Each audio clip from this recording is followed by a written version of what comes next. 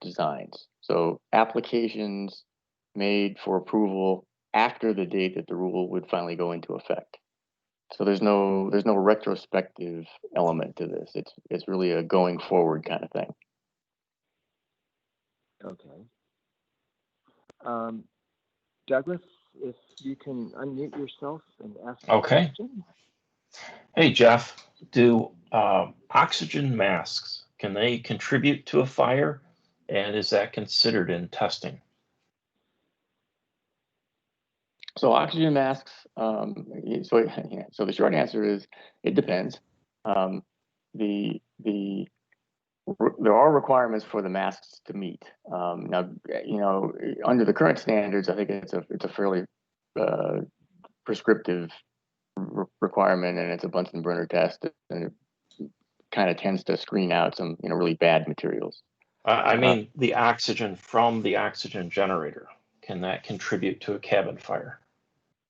The oxygen, well, certainly the oxygen. Yeah, yes, oxygen is a significant factor in fire. So if there are sources of oxygen involved in a fire, it is definitely a huge contributor.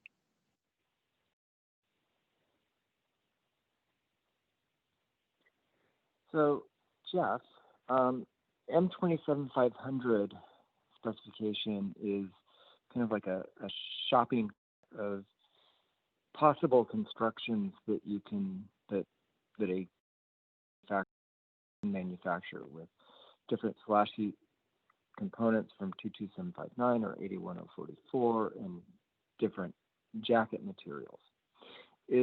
Do you foresee the intent or the implementation of testing to look at material combinations to make a family of a couple reports to say from a manufacturer that this family of cables using these material combinations meet the new requirements? Well, I mean, that's a possibility. I guess I don't probably know enough about that particular document to speak with much authority about it. But the idea would be to capture that sort of thing in a way that is available to whoever might want to use it. So in the past, we've had challenges with data being proprietary and people not necessarily wanting to share the information. But if there's a motivation to share the information, and we can establish, that yep, that's good data, then that may be something that could happen. Thank you.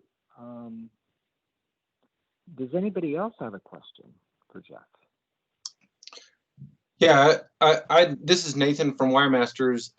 I'm curious about the new test rig that flew that you presented. Will the specifications for that test rig be published when these requirements or when these new regulations are published? They will, and in fact, they are, to some extent they already are. We have a technical report that was published. It was published as an interim report because it's kind of tracking with the NPRM, and so it'll become final when there's a final rule. But in that report, and I can send the link to that report to Khaled, but there is a fairly complete description of that apparatus. And there are already a couple, actually maybe there's three. Well, there's at least two and maybe three companies that are producing them already. But obviously, given that there is no requirement yet, there's not as much interest as there would be if there were a requirement.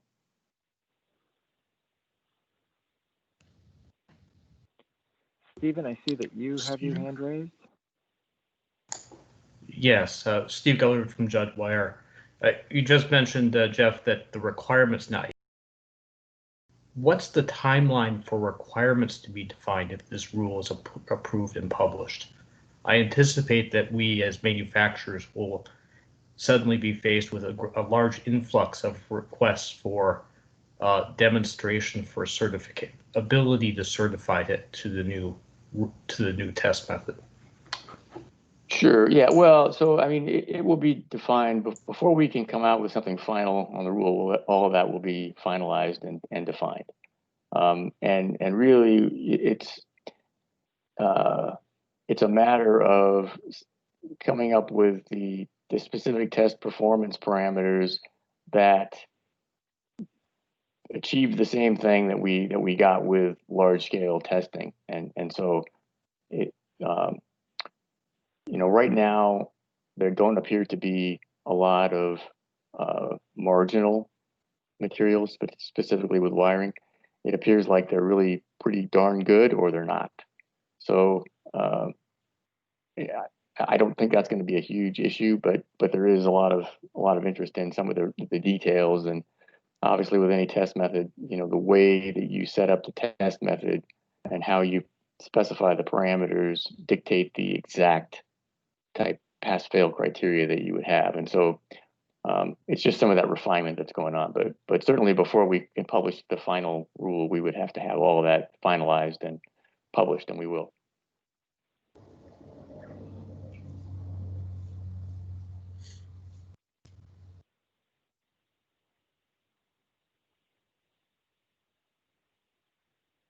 Kevin, I see that you have your hand up. I think Kevin Coder's hand is raised. Yeah, thank you. Kevin Kader, Marmon Aerospace and Defense. So you indicated there are some of these chambers being built. Are they being built for independent test labs? And which labs would they be, if you know that information? I don't know if any independent test labs have acquired one yet. I'm not sure about that. Mainly the airplane manufacturers have acquired them. I'm not 100% sure that any independent labs have done so yet, although I know they're discussing it. As I say, it's kind of a little bit of a chicken and egg thing with, the fact that there's not a requirement to do it yet, so tends to Right. people motivated to. Thank you. But yeah, I will send the link to the report that lays it all out, and then you can all access that and see what it looks like. And I think in there too, you'll see the list of manufacturers.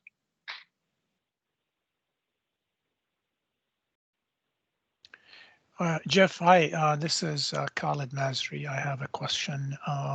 One of the slides you showed indicated the 100% fatality for in-flight